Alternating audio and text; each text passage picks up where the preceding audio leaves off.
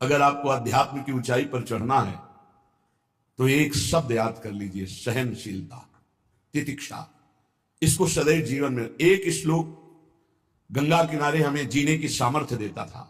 जब कभी हमें प्रतिकूलता दुख प्राय मिलते ही थे तो ये श्लोक, यम ही न व्यथ्यन्ते ते पुरुषम पुरुषर्षभ सम दुखा सुखाधीरम स्व अमृतत्वाय कल्पते। वो अमृत पद का अधिकारी हो जाता है जो आए हुए सारी व्यथाओं को, दुखों को मौन होकर सह लेता है, वो भगवान को प्राप्त होता है। जहां कोई कष्ट होता, बस यम ही न व्यथ्यन्ते ते पुरुषम पुरुषर्षभ सम दुखा सुखाधीरम स्वमृतत्वाय कल्पते। हमें सहना है, हमें भगवत प्राप्ति करनी। अरे छोड़ो, इसने मारा, इसका कर्म जाने, चलो आगे, चलो आगे बढ़ो। भूख प्यास गर्मी सर्दी मान अपमान दुख सुख, ये सब इस मार्ग के यात्री को मिलते ही है। और जो इसको सह गया वो जगत पावन करने वाला महात्मा बन जाता है। वो मम भक्ति युक्तो भुवनम पुनातु, लोक के लोक को पावन कर सकता है जो भगवान के चरणारविंद में अपने चित्त को अर्पित कर दिया। इसलिए दुख ही हृदयत, चाहे जितना दुख पड़े प्यारे, किसी से मत कहो, किसी से मत, चुपचाप मौन होकर सह जाओ। तुम्हारा स्वामी विधान करके तुम्हें दुख भेजा है तो बहुत बड़ा उसमें कोई सुख है। वो मंगल भवन है, तुम्हारा मंगल होने नहीं दे सकता। दिखाई दे सकता है कि अब अमंगल हो गया हमारा, अमुक अमुक अमुक, कुछ नहीं। धैर्य पूर्वक अपने मार्ग में सीधे चलते रहो। उसका विधान आया है, वो दुखद हो या सुखद, सुखद है तो हर्षित मत हो, दुखद है तो शोकित मत हो, आगे बढ़ो। देखो ये अध्यात्म है, ये कमर कस लो कि इस जन्म में मुझे इस भव समुद्र से पार होना ही है। ये जो कमजोर दिल के होते हैं ना, अनुकूलता जहां मिली तो बोले जब से हमने भक्ति शुरू की सब काम चकाचक बन रहे हैं। ये भक्ति का फल नहीं है, भूल मत करना। ये तुम्हारे सुकृत चल रहे हैं इसलिए है। और जिस दिन दुष्कृत का फल आएगा उस दिन भक्ति करते हुए भी कदम रखना मुश्किल हो जाएगा, पग पग पर तुम्हें दुख मिलेगा। इस सिद्धांत को समझ लीजिए तो कभी आप निराश नहीं होंगे, शूरवीर होकर आगे बढ़ते रहेंगे। जो हमारी भक्ति है नई फसल है, और इस फसल की जो आनंद वृत्ति है वो भगवदानंद है, ज्ञानानंद है, अखंडानंद है, प्रेमानंद है। वो ये भोगानंद नहीं है, विषयानंद नहीं कि भगवान की बड़ी कृपा जो चाहो भोग मिल गए। ये सुकृतों के फल है। ये सुकृत और दुष्कृत दोनों को यही नष्ट कर दो और निकल चलो भगवान की परम धाम में, जहां नित्य सेवा सुख का आनंद सहचरियां ले रही है। श्रीपाद कह रहे, संतर्जयस ताड़यन, कोई मुझे बहुत डांटे भर्त्सना करे और ताड़यन पिटाई भी कर दे, मुझे कुछ कभी शिकायत नहीं करनी प्रभु से। देख रहे हैं ना, वो उन्होंने विधान किया है ना कि इसको पीटो, तो हम चुपचाप पीट लेंगे, किसी से नहीं कहना। रहीमन मन की मन व्यथा रखिए मन में गोए, सुनिठ ले हैं लोग सब बांटने। इसीलिए असंगो हम, असंग किससे कहें अपने दुख सुख की बात। अपना दिल तो दिलवर को दे दिया, जो बीते सो दिल तो उनके पास है, वो तो जाने दुख सुख की बात, हम क्या जाने। हम तो बस आपके हैं। मौन, अपने विषय में न सुख की बात करे न दुख की, मौन बात करे तो प्रभु की करे, नहीं तो मौन। मान लीजिए अगर ये मौन आप धारण कर लेंगे तो निकल जाएंगे माया से, नहीं तो किसी की निंदा कर देंगे, किसी का ऐसा कटु वचन बोल देंगे, परुख वचन बोल देंगे, भजन छीन हो जाएगा, भजन करने की वृत्ति नष्ट हो जाएगी। सैकड़ों लोगों के प्रश्न है कि पहले भजन अच्छा होता था अब नहीं होता। उसमें दो बातें होती है, एक तो भजन की ऐसी भूख बढ़ गई है कि अब उतने भजन से नहीं और भजन होना चाहिए, ये उत्तम महापुरुषों की कृपा पात्र भक्तों की वृत्ति होती है। और एक होता है कि आपसे वैष्णव अपराध बन गया, कुसंग हो गया, इस कारण से ऐसा। अगर आपके हृदय में कोई दोष वृत्ति नहीं हो, फिर भजन में ऐसा लगता है कि मेरे से बहुत कम भजन होता है, वैसा भजन नहीं होता जैसा होना। ऐसा बड़े बड़े महापुरुषों को भी अनुभव होता है। ये कोई निंदनीय बात नहीं है, वंदनीय बात है। पर वास्तविक यदि भजन नहीं हो रहा है, वास्तविक यदि आपका रुक गया है आनंद, तो आप ढूंढ लीजिए आपका भोजन गलत है, आपका संग गलत है, आपने कोई वैष्णव निंदा की है। बस यही कारण है, यही खोज लेना, यही सुधार कर लेना। किसी से क्षमा याचना की जरूरत नहीं, अंदर देखो और आचार्य गुरु से प्रार्थना करो, सब ठीक हो जाएगा। बड़े कृपालु हैं, जिन्होंने अपराधी मुझ जैसे को घसीटा तो अब अपराध बन जाएगा तो थोड़ी छोड़ देंगे वो। विश्वास कीजिए, उन्हीं से प्रार्थना कीजिए, नाथ यदि आपको अपराध मोचन कराना है तो भेज दीजिए मुझे उसके पास, या उसको बुला दीजिए, मैं पैर पकड़ लूं, हाथ जोड़ लूं यदि अपराध बन गया। और यदि आप चाहें तो आप क्षमा कर दें, आगे से सावधान रहेंगे। बड़े कृपालु हैं प्रभु, क्षमा कर देते। भजन की वृत्ति को रुकना, ये सहन मत कीजिए। समय नहीं है कि आज नहीं तो कल भजन चल पड़ेगा, नहीं, तुरंत वाचिक में आ जाइए। तुरंत वाणियों का गायन कीजिए, नाम कीर्तन कीजिए, ढूंढिए अपराध क्या बना जो आंतरिक हमारा भजन रुक गया, और प्रभु से प्रार्थना करके उसको चलवाइए। वो बड़े कृपालु है, क्षमा कर दे। अगर आपने प्रगट में किसी का अपराध किया और वो उपस्थित हो तो जाओ, उनके चरण पकड़ो, उनसे प्रार्थना करो। भजन का रुकना सहन मत करो। बहुत कठिन है भजन करके भगवत प्राप्ति करना। वो हमारे अंदर सरलता पूर्वक भजन चल रहा है, उसको बचाओ। किसी की निंदा मत करना, किसी की अवहेलना मत करना। तुम्हारी कोई निंदा करे, तुम्हारी अवहेलना करे, सह जाना, कह रहे हैं इसमें क्या है। संतर्जय ताड़यन बंधनन, यदि वो कहीं मुझे बांध दे, मैं बंधना में स्वीकार कर लूंगा। ऐसा भक्तों को कोई बांधता है क्या? हाँ, बांध देते। तितिक्ष ब्राह्मण की कथा में पढ़िए, उसको बांध दिया।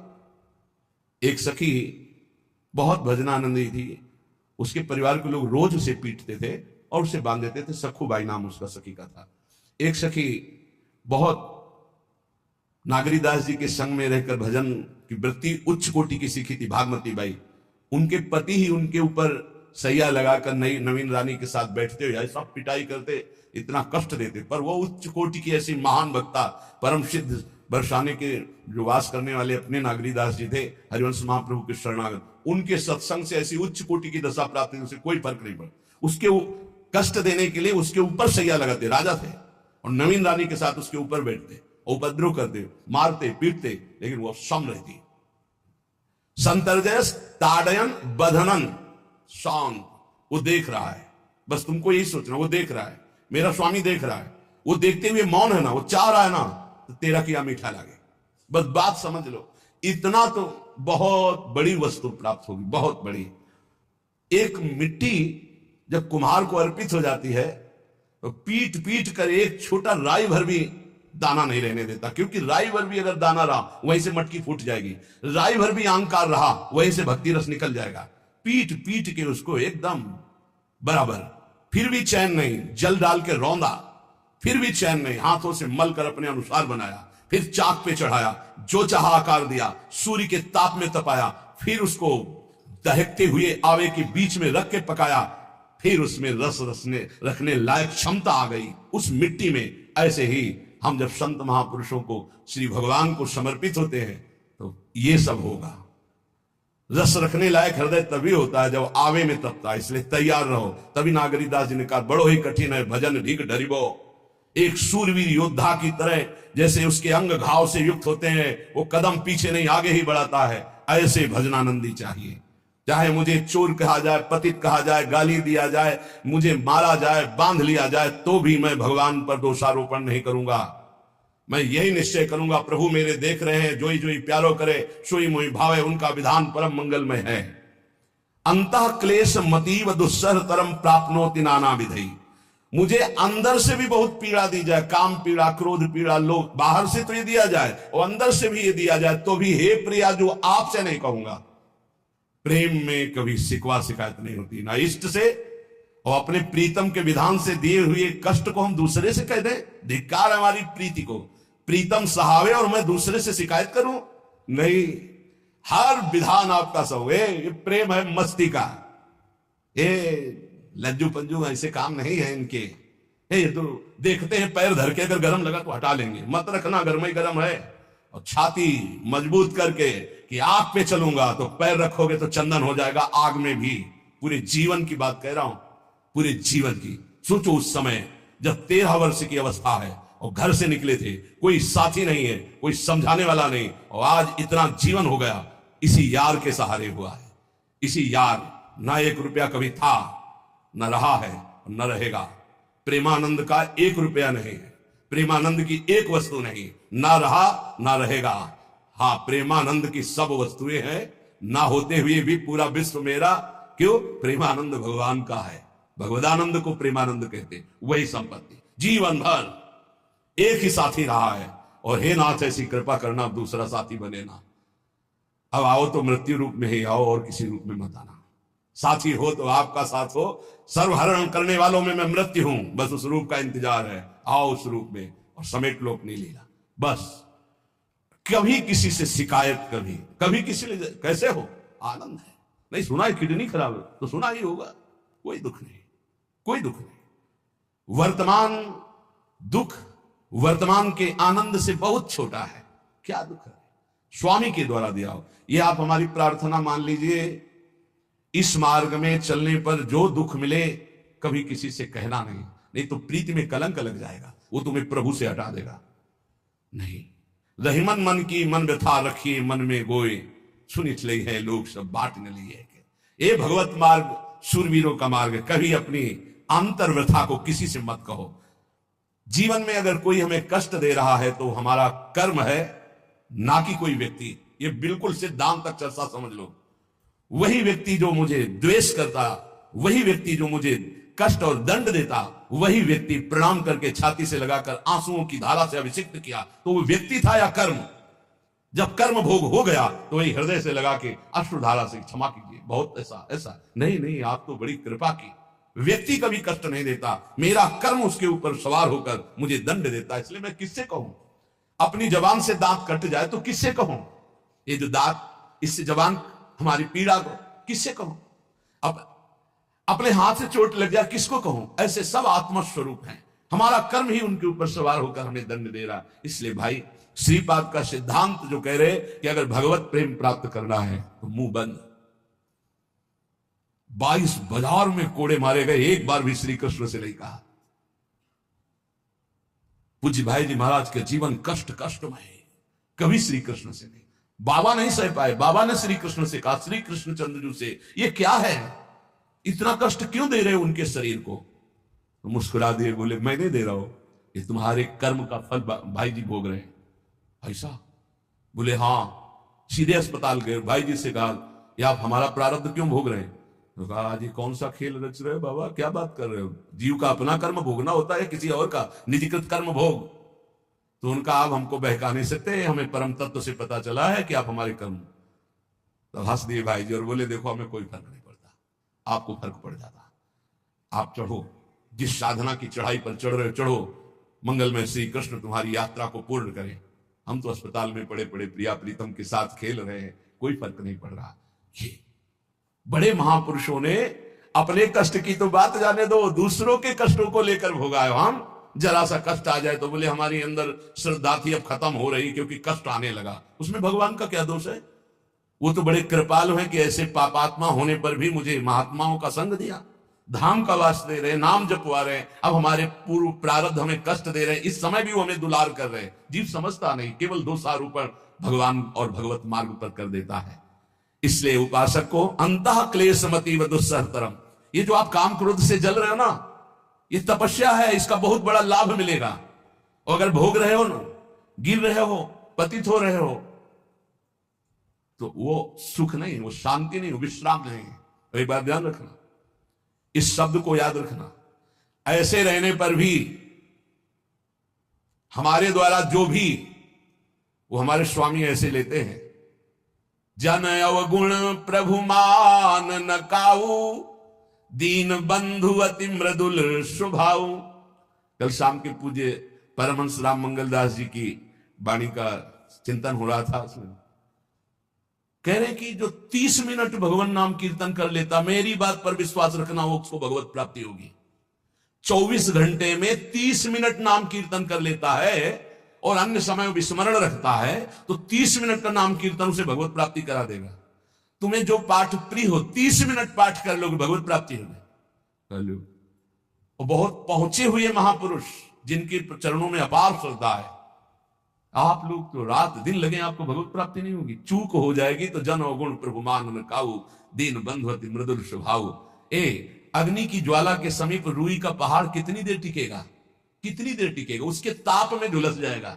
ये अग्नि की ज्वाला है भगवान नाम कीर्तन, भगवत यश गुणगान। तो जैसे किसी को लगे कि वो नाम जप भी करता है और रुचि पूर्वक पाप करता है, असंभव। नाम जापक रुचि पूर्वक पाप कर ही नहीं सकता, उसका हृदय जलेगा। पक्का आप जप करके देख लीजिए, आप जप कीजिए नाम और फिर आपसे पाप जब बनेगा तो आप फिर हालत अपनी देख लीजिएगा, बार बार हृदय जलेगा, नहीं नहीं नहीं। तो एक दिन वो नहीं सिद्ध हो जाएगा और आप निर्विकार हो जाएंगे। इसलिए अंतः क्लेश, अगर बुद्धि मति वो अति अंदर क्लेश आ रहा है, कभी काम आ रहा है, कभी क्रोध आ रहा है, कभी लोभ आ रहा है, कभी मोह आ रहा है, ये आता रहेगा जब तक भगवत साक्षात्कार नहीं होगा। ऐसा मत समझो कि 2-4 महीने जब करेंगे तो हम सिद्ध हो जाएंगे, ये आता रहेगा। ये बहुत भागवतिक शक्ति से संपन्न है विकार, कोई साधारण नहीं है कि तुम माला जपोगे वो नहीं आएगा, माला जपते समय ही आएगा वो। ये भागवतिक शक्ति से संपन्न है, काम क्रोध लोभ मोह तब त्रिभुवन को परास्त कर रहे हैं, ये भगवान के पावर से शक्तिमान है। तुम्हारा अहंकार जब गलित हो जाएगा तो इनका आना ही बंद हो जाएगा। जब तक अहंकार रहेगा तब तक ये आते रहेंगे। तो जो तुम्हारे अंदर जलन हो रही, मत कहो किसी से, सह जाओ, यही तपस्या हो जाएगी, यही भगवान की प्राप्ति का हेतु हो जाएगा। प्रभु के लिए थोड़ा कष्ट सहकर आप आगे बढ़कर देखिए वो कितना आपको प्यार देते हैं। यही कष्ट सहना है, आंतरिक विकारों को सहना, बाहरी प्रहारों को सहना, कभी किसी से ना कहना, ये भक्तों का स्वभाव। मौन, इसीलिए वाणी से मौन, कुछ ना बोलना। हमने एक संत भगवान को देखा है 22-23 वर्ष पहले वृंदावन में, कच्चा मार्ग था, एक बोरा रखते थे ऐसे, पागलों जैसा भेष था। तो जब रात्रि के 11 बजे वापस यमुना किनारे से प्रसाद पाके यमुना किनारे गए, यमुना किनारे से जब लौटते थे तो उनको देखते थे अकेले वो बैठे रहते थे। उनकी मुद्रा देख के लगता था भगवदानंद में डूबे हुए। नजदीक बैठे, बोरा उठाया, चल दिया। अमित पीछा छोड़ने वाले थे नहीं पीछे, तो उनका क्या बात है, क्यों पीछे हो? अब संत वेश हमारा भी तो मर्यादा से ही बोलेंगे, वो कुछ नहीं, केवल जानना चाहते हैं आपको। तो कालीदय की इधर तमाल का पेड़, जो श्वेत रंग का एक वृक्ष है, उसका मुझे नाम नहीं याद आ, गुलर जैसा, और वो तमाल में लिपटा हो, अब भी है। दाहिनी तरफ है ये जो खाली जगह पड़ी ऊंची, जो अपने दाहिनी तरफ बर्फ फैक्ट्री के आगे जाते हैं, उसी के नीचे बैठे गए। तो हमने पूछा आपकी स्थिति देखकर मुझे लगता है आप हर समय भगवदानंद में डूबे रहते हैं। बोले जब लगता है तो प्रश्न क्यों करते हो? हम कहा आपकी वेशभूषा देखकर। तो बोले जगत से बचने के लिए ये वेशभूषा है। एक बोरा से, जैसे कोई बीनने वाले होते हैं, कबाड़ बीनने वाले, ऐसे बोरा ऐसे रखे थे, गमछा लगाए हुए थे, पूरा शरीर खुला, कोई साधु का वेश नहीं, कोई चिन्ह नहीं, और उनकी स्थिति भगवदानंद में थी। उनका ये किसके उपदेश, किस मार्ग के उपदेश, किस इष्ट की आराधना से आपको ऐसी स्थिति प्राप्त हुई? बोले प्रथम पूज्य श्री स्वामी राम सुखदास जी महाराज का सत्संग हुआ, इष्ट देव श्री कृष्ण, इष्ट ग्रंथ गीता, उसी की कृपा से मुझे ऐसा, मैं भारत के हर तीर्थों में वास करता हूं, भ्रमण करता हूं, असंग रहता हूं, और यही वेशभूषा रहती है। बड़ा अंदर तो भोजन प्रारब्धवशात जो सामने आ जाता है उसे पा लेता हूं, नहीं आता भूखा रहता हूं। तो अगर हम मधु करी ले आवे कभी आप जिससे, तो पा लेंगे? बोले दे देंगे तो पा लेंगे। दूसरे दिन मधु करी लेकर, तो रोज हमारी उनके चरणों में श्रद्धा, क्योंकि उनका रहना और चिंतन दोनों, रहनी और चिंतन बड़ी प्रशंसनीय। जो वीतराग परमहंस हो गया, अक्षर सा वैसे, कुछ पास नहीं, केवल बोरा, वो नाटक के लिए बोरा की कोई समझे कबाड़ बिनने वाला, और एक गमछा से रंग बिरंगा, बस कुछ नहीं, कोई भागवती चिन्ह नहीं। एक दिन देखा वो बड़े मक्खियां भिन भिना रही, तो नजदीक गए, क्या होगा? कहा चुप जाओ। कहा बोली ना। बोले वमन और शौच दोनों हो रही है, शरीर बिगड़ गया। तो हमका औषधि के लिए हम व्यवस्था, बोले इसलिए कह रहा हूं आप बच जाइए। तो हमका हमें बता तो दीजिए क्यों नहीं? तो बोले आया हुआ प्रारब्ध है, इसको हंस के भोगना है। ऐसे कोने में साइड में ऐसे पेड़ के किनारे पड़े, 2-4 10 दिन जो भी व्यवस्था उनकी बनी, फिर वो हमको दर्शन नहीं मिले, अन्य तीर्थों में चले गए होंगे। ऐसा महापुरुष, क्या हम अपने शरीर को इतना प्यार करें कि भगवान से श्रद्धा हो जाए, भक्ति मार्ग में हम लड़खड़ा जाए, फिर सत्संगी किस बात का? ये पक्का समझ लीजिए, ये जो भगवत मार्ग है ये शूरवीरता का मार्ग है, सहन करने का मार्ग है। जितने भी महापुरुषों के चरित्र हैं आप पढ़ करके देख लीजिए, भगवान के चरित्र से भी ज्यादा लाभ भक्त चरित्र सुनने से इसलिए होता है कि हमको लगता है कि हमारे जैसा जन्म लेकर इतना कष्ट सहकर इस ऊंचाई पर पहुंचे, ये बड़ी बात है कि वो जीवत्व से हमारी तरह पैदा होकर ईश्वरत्व को जाता है। इसलिए भक्त चरित्र में विशेष बल हमको प्राप्त होता है। क्या क्या कष्ट सहते, और आप खुद देख लीजिए, आपको जितना कष्ट है उससे बड़ा सुख है कि नहीं, अंदर देख लीजिएगा तो इसी से अनुमान लगा लीजिए, जितना बड़ा कष्ट उससे कई गुना बड़ा सुख भगवान देते हैं, तभी वो उनका यश गाते रहते हैं। ऐसे थोड़ी होता है कि हमारे भगवान का भजन करते हमारे साथ न्याय नहीं हुआ। न्याय तो सही बात नहीं हुआ, नहीं तो तुम्हारी दुर्गति हो जाती है। सही बात में उन्होंने न्याय नहीं किया, पक्षपात किया है तुम्हारा। अगर वो सही न्याय करते तो ईमानदारी से कहते हैं, केवल नरक के कीड़ा ही बनना पड़ता और कुछ नहीं है। खूब देख लो, डबल चेहरा होता है, एक सामने का चेहरा देख रहे हो और एक एकांत का चेहरा होता है, डबल चेहरा होता है। और भगवान डबल रखो चाहे तिबल, सब देखते हैं। सब हम बैठे हुए देख लो ईमानदारी से वृंदावन की भूमि में, एक चेहरा है जय श्री राधे, और एक चेहरा है जो राक्षस है अंदर बैठा। देख लो, अंदर देख लो, बिल्कुल इस समय सीसी कैमरे में हो, अंदर देख लो, एक राक्षस बैठा है। और उस राक्षस ने जो जो करवाया, आप लिखो रजिस्टर में, तुम्हें याद है जितना, और इसके बाद आप न्यायाधीश बनो, फिर आपकी क्या दुर्गति होती उसका। इससे ऐसे होता है, हे प्रभु, तभी त्राहिमाम मचता है, तब उनकी कृपा नजर आती है कि बोले भगवान ने न्याय नहीं किया। हम कहते सच्ची बात तुम कह रहे हो प्यारे, न्याय नहीं किया इसीलिए बचे हुए हो। अगर वो न्याय कर देता, पक्षपात ना लेता तुम्हारा, तब तुम्हारे होश उड़ते, चाहे जो कोई हो, अपना रजिस्टर जांच के देख लो। इसलिए कहते हैं कि सबकी जीवनी शुक्ल पक्ष की लिखी जाती है, कृष्ण पक्ष की तो केवल उसी की छाती जानती है, दूसरा नहीं। हृदय में जितने विकार, हृदय में जितना अंधकार, हृदय में जितना कूड़ा करकट, वो तो हम जानते हैं कि हमारी स्वामिनी की कृपा ने कितना निर्मल किया है। तब उनकी स्वामिनी जू मुझ जैसे अपराधी के अपराधों का विस्मरण करके आप ऐसी कृपा, तो आपको लगता है कि संतों की एक दैन्य भाषा होती है। नहीं, ईमानदारी से संत कभी झूठ नहीं बोलते। जैसे कह रहे हैं कि मौसम कौन कुटिल खलकामी, तो अंतर यह होता है कि आंख में जैसे थोड़ा पड़े तो बहुत बुरा लगता है, और पीठ में इतना बड़ा तिनका चला जाए तो कुछ समझ में नहीं आता। संतों का हृदय आंख जैसा होता है, थोड़ी सी भी गलती में हाय हाय मच जाता है, धिक्कार है तुम्हारे जीवन को, अपने को तुम क्या समझते हो, क्या है तुम्हारे अंदर विचार। और जो मलिन अंतःकरण वाला था, भारी भारी पाप करके भी उसको पश्चाताप नहीं होता। संत जनों को एक पाप की जरा सी वृत्ति की आभास स्फुरना, वो पूरा पाप नजर आने लगता है उनको, क्योंकि इतना निर्मल हृदय होता है। तो सच्ची कहते हैं कि जैसे घोड़ों की लगाम पकड़े हुए श्री कृष्ण अर्जुन की बैठे हैं, ऐसे अपने भक्तों की लगाम पकड़कर बैठ जाते हैं, तो यात्रा अध्यात्म की ऊंचाई की चलती, किसी की सामर्थ्य नहीं। इसलिए सब भक्त ऐसे तो आपको मिलेंगे। जहां सामर्थ्य की बात है वहां केवल श्री भगवान की कृपा है। इसलिए बाहर की पीड़ा और अंतर की पीड़ा अपने प्रीतम के द्वारा दी हुई मानकर सह जाओ, तो आगे प्रीतम तुम्हारा स्वागत करने के लिए खड़े, पक्का समझ लेना, पक्का। और वो देंगे ये पीड़ा, क्यों देंगे? इसी पीड़ा में पता चलता है कि तुम्हारे मन की सुई किधर जा रही है। प्रताप राय जी महाभागवत थे, बड़ा चरित्र है। उनके यहां एक व्यापार चलता था कुल परंपरा से कि आपको अगर रुपए की जरूरत है तो आप अपना स्वर्ण आभूषण या कुछ रख जाइए गिरवी, और रुपया ले जाइए, और ब्याज से तो रुपया दे जाइए, अपने मूल गिरवी ले जाइए जो रख के गए हो। यही उनकी कुल परंपरा से था।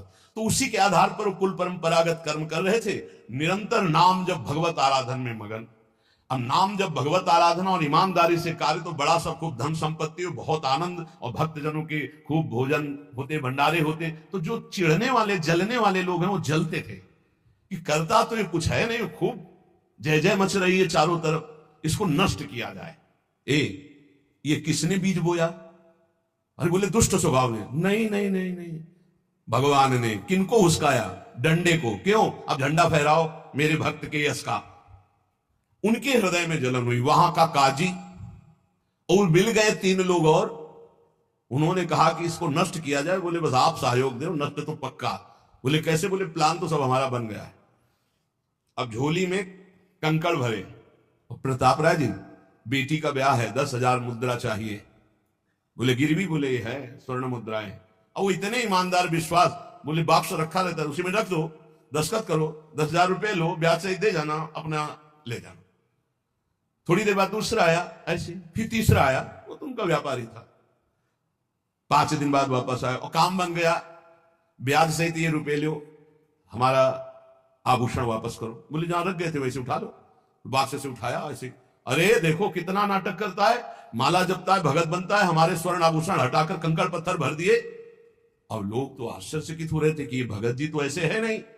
इतने में दूसरा आया, उसने भी वही नाटक शुरू। तीसरा आया, उसे अब तो पक्का हो गया कि पाखंड करता है। लोगों की श्रद्धा को कपूर कहा गया है। कपूर ऐसे बाहर रखो ना तो उड़ जाता है ना, ऐसे ही श्रद्धा है। अगर उसको आप मजबूती, विश्वास की मजबूती में नहीं रखोगे तो श्रद्धा उड़ जाएगी। अब तो सब कहने लगे कि प्रताप राय तो बहुत ही पाखंडी निकला। अब हाहाकार मच गया। इसके बाद काजी, वो तो सब मिले हुए थे, काजी ने बादशाह के सामने बात पेश की। काजी के इशारे से बादशाह ने हुक्म दिया इनको बंदी बना लिया जाए, सारी संपत्ति जब्त कर ली जाए। अब राज सैनिक बंदी बना लिए प्रताप राय जी को, सारी संपत्ति जब्त होने लगी। तो उन्होंने अपनी पत्नी से इशारे से कहा ठाकुर जी लो, भाग जाओ अपने मायके, ठाकुर जी को बचाओ। ऐसी स्थिति में याद क्या है? ठाकुर जी को बचाओ, उनका भोग राग चलता रहेगा, हम तो जेल में कष्ट भोग लेंगे। ऐसा ही हुआ। वो पीछे की खिड़की से अपने ठाकुर जी को लेके सब तहस नहस हो गया। म्लेच्छ सेना साहब नष्ट भ्रष्ट कर दिया, बंदी बनाया, उनको ले गए, जेल में डाल दिया। कुछ लोगों ने कहा कि महाराज अभी ठाकुर जी अष्टधातु के हैं, बहुत महंगे हैं, उनकी पत्नी इसीलिए लेके भाग गई है। मायके से पत्नी को भी बंदी बनाया, ठाकुर जी को भी संपत्ति के रूप में जब्त किया, और जहां संपत्ति थी वहां गोदाम में ठाकुर जी को ऐसे जैसे संपत्ति डाल दी वैसे डाल। जब पत्नी नजदीक हथकड़ी बेड़ियों के सहित, और वो तब एकांत जब हुए तो उनका प्रभु आज तक मैंने कभी आपसे मांगा नहीं और कोई शिकायत नहीं की, बस एक कष्ट है इस समय कि आपको गोदाम में डाल दिया गया है, हम प्राणों से अधिक आपको प्यार करते हैं और आपको भोग नहीं लगेगा, आपकी सेवा नहीं होगी, ये हम बर्दाश्त नहीं करेंगे। प्रभु कुछ उपाय करो जिससे आपकी सेवा, अगर हमें ये पता भी चल जाएगा कि आपको भोग लग रहा है तो आजीवन हम पति पत्नी को जेल में रखो, मुझे कोई कष्ट नहीं। प्रभु ये सब कुछ हुआ, मुझे कोई कष्ट नहीं, आपको भोग नहीं लगेगा, इस बात से मैं जीवित नहीं रह पाऊंगा। भगवान देर थोड़ी लगी युगल सरकार गलवैया दिए हुए, इस स्थिति में भी तुम्हें मेरी चिंता है, तुम्हें अपने अपमान की, अपनी संपत्ति जब्त की, अपने जेल की दुख की कोई चिंता नहीं, मेरी चिंता है। वही साक्षात्कार हुआ। अब तत्काल, अब वो तो चाबी बदलने वाले हैं ना, ज्ञानी मूढ़ न कोय जस जय का रघुपत करे तस ताही क्षण होए, बोले भियस महेश तब ज्ञानी मूढ़ न कोय। उस वहां का जमींदार जो था उसने कहा ऐसा हो ही नहीं सकता, यह सब गलत है, पाखंड रचा गया है प्रताप राय जी के प्रति। बादशाह के सामने विरोध प्रकट कर दिया, नहीं सही जानकारी जांच हो। बादशाह ने उन तीनों को बुलाया और कहा फांसी पे चढ़ा देंगे यदि सही नहीं बोलोगे। सही सही बोल दिया कि उसमें हम सोना तो रखे नहीं था, कंकड़ रखे थे। काजी की ये सब बात थी, काजी को दंड दिया गया, तीनों को बंदी बना लिया गया, प्रताप राय जी को पूरा नुकसान सहित सब अर्थ दिया गया और बड़ा सम्मान किया गया। फिर जीवन, ये घटनाएं भक्तों के जीवन में आती है, किस लिए? भगवत साक्षात्कार कराने। भगवत साक्षात्कार जेल में प्रताप राय और उनकी पत्नी को हुआ। इसलिए उपासक को कितनी भी परिस्थिति कष्ट की आवे, वो तुम्हारे आनंद का वर्धन करने वाले बनेगी, विश्वास रख लीजिए। बस किसी से सहयोग मत मांगना और किसी को अपनी बात मत कहना। प्रताप राय जी ने किसी से भी नहीं कहा, कुछ भी नहीं बोले, केवल प्रभु से कहा कि आपकी सेवा अगर हमको कान में सुनने को मिल जाएगी कि आपका भोग लग रहा है तो मुझे कोई कष्ट नहीं होगा, लेकिन ये मैं नहीं सह पाऊंगा कि आप गोदाम में ऐसे, क्योंकि मैं जीवन भर आपको दुलार करता रहा हूं प्रभु। अब वही भगवत साक्षात, तुम्हारी सुई कहां जाती है मन की? कष्ट की स्थिति में कोई मित्र, कोई रिश्ते नातेदार, कोई पावर काम आता है या भगवान की तरफ जाए? अगर भगवान की तरफ तो जीत गए, और अगर संसार की तरफ ऐसे भी मिलने, आप बिल्कुल फोन कर देना, हम तुम्हें अमर कर देंगे, नहीं फाड़ के फोन नंबर भेज देना कि हम रखेंगे भी नहीं ऐसा नंबर। जब कोई नंबर नहीं होता तब हरि का नंबर लगता है। जिसके पास किसी का फोन नंबर नहीं होता उसका हरि का नंबर लगता है। ध्यान ले दो, कलयुग है इसीलिए सबके पास नंबर भेज दिया है। सबके पास नंबर है क्योंकि हरि से फोन नहीं कर सकते। हरि का फोन जानते हो कैसा होता है? जब आर्थ होकर अनाथ भाव से असरण शरण कोई नहीं मेरा, तब हा नाथ, वो फोन नंबर। भाव से मुझको पुकारे तो भाव से बेड़ा पार है, भाव पूरित टेर ही करती मुझे लाचार है। भाव बिना भगवान आवाजें नहीं सुनते, भाव सुनी पुकार भगवान नहीं सुनते। भाव कब आता है? बाजार में थोड़ी मिलता है। किसी से हमारा संबंध नहीं। ये जीतना है तो ये बातें पकड़ लो सत्संग की। कोई विपत्ति दुख आने पर अगर किसी का नंबर आपको याद आवे कि अगर हमें विपत्ति आएगी तो कौन सा नंबर याद आएगा? बोले अमुक का, उसको डिलीट कर दो। नहीं, अमुक का नंबर नहीं रखेंगे हम, श्री जी का। श्री जी का नंबर क्या है बताया तुम्हें? क्या है? बस कोई नंबर ले तो श्री जी का नंबर, हे लाडली, हे प्रिया जी, कोई है ही नहीं अपना, कोई है ही नहीं तो कौन है? सच्ची बताते हैं, एकदम नंबर 1 घंटी में फोन उठा लिया जाता है। 1 घंटी। गजेंद्र ने जब देखा कि कोई मेरा सहयोगी नहीं, हारी री नहीं पहुंच पाया, काम हो गया। हरि पूरा नहीं कर पाया, काम हो गए। गोविंद यही प्रकट हो गए, वस्त्रावतार। ये नंबर है हरि का। जब तक पांडवों की तरफ, भीष्म की तरफ नंबर नहीं लगा, दांत तक पकड़ा नंबर नहीं लगा, और जब छोड़ दिया कहा गोविंद, बस नंबर लग गया। ये है भगवान को पुकारना, ये है भगवान तक आवाज पहुंचाना। कोई हमारा नहीं, यही तो हमारी साधना है। और यहां मार नंबर लिखे चले जा रहे हैं, व्यवहार बनाए चले जा रहे हैं, डायरी बनाए चले जा रहे हैं, इतने नंबर। ये सब क्या करोगे? ये सब नरक पहुंचाएंगे नंबर। एक केवल हो हरि शरणम, बस सब काम बन जाएंगे। बोले नहीं, सहयोग होता है। इससे क्या सहयोग होता है? अगर बात बिगड़ जाए तो अंगरक्षक ही शूट कर देता है। और कौन? अंगरक्षक ही शूट कर देता है। अगर वो चाबी बदल जाए ना तो रक्षक ही भक्षक बन जाता है। किससे रक्षा चाहते हो? जो काल का भी शासन करने वाला है, उससे रक्षा चाहो। देखो सच्ची बात, ये केवल प्रवचन नहीं कर रहे, हृदय की बात कह रहे। मान लीजिए मेरे प्रभु ऐसे, कोई महान नहीं है, वो जिसको महान करते हैं वही महान हो जाता है प्यारे। ऐसे हाथ हटा ले तो सब हान ही हान है, कोई महान ही नहीं है, महान नहीं। वो हटा ले तो बस उन्हीं से महान है। सच्ची कहते हैं उन्हीं से महान है। दबी बात खुल जाए तो असलियत समझ में आ जाए। और वो जानते हैं, और वो जानते हुए हमें नमस्कार करवा रहे, प्रणाम करवा रहे, भोजन दिला। अरे जय बोलो उनकी। हमारे साथ भगवान ने क्या किया? तुमने भगवान के साथ क्या किया? कितनी कृपा की भगवान ने। इतने अपराध का दंड जानते क्या होता है? पूरा जीवन बर्बाद हो जाए। और यहां पूरे जीवन अपराध कर रहे हैं, जीवन आबाद किए हुए हैं ऐसे प्रभु के प्रति। हम इसलिए कह रहे, जो कहते हैं ना हमारी भगवान पर श्रद्धा नहीं रहेगी, तो तुम्हारे ऊपर हमारी श्रद्धा नहीं रहेगी। देखो ना कहां श्रद्धा लायक हो तुम, क्या हो तुम। ये हम असलियत कह रहे हैं। ऊपर से चिकना चुपड़ा, अंदर से सब गंदा होता है। भगवान बचावे, नहीं तो मना खष्टान इंद्रियाणी प्रकृति स्थान कर सती। दुर्गति वाले काम होते हैं, दुर्गति वाले। आप जो भी देख रहे हो केवल कृपा देख रहे हो। अगर वो कृपा हट जाए तो कुछ नहीं देखने लायक किसी में भी। जहां कहीं कुछ भी है वो मति की रति गति भूति भलाई। जब जेहि जतन जहां जेहि पाई, सो जानो सत्संग प्रभाव। लोकहु वेद न आन पाऊ। इसीलिए हम कहते हैं ये मत कहो मुझे भगवान पर श्रद्धा नहीं रह गई। भगवान की इतनी कृपा है, हम कैसे तुम्हें बताएं। कृपा ही कृपा है कि वो न्याय ठीक से नहीं करते। किनके साथ? एक बार जो कह दे राधा, एक बार हरि, एक बार कृष्ण, तो पक्षपात ले लेते हैं। अगर पक्षपात ना लेते, ठीक से न्याय करते, तो करोड़ों कल्प रो नरक मिलता, फिर भी उद्धार नहीं होता। ऐसे आचरण सबके अंदर है, देख लो। 15 मिनट के अपराध से जीवन भर आपको भारत की जेल में सड़ना पड़ेगा। वो वैसे कितने अपराध हैं उनका, जिनको तुम इस कानून से अनुमान लगा सकते हो। वैसे कितने अपराध किए, लेकिन स्वामी ने कभी एक चाटा नहीं लगने दिया, और निकाल करके आपको परम पद की तरफ ले जा रहे। कृपा नहीं दिखाई दे रही? तुम सत्संग, नाम जप, भगवत यश गायन, भगवत लीला, भगवत धाम, ये तुम्हारी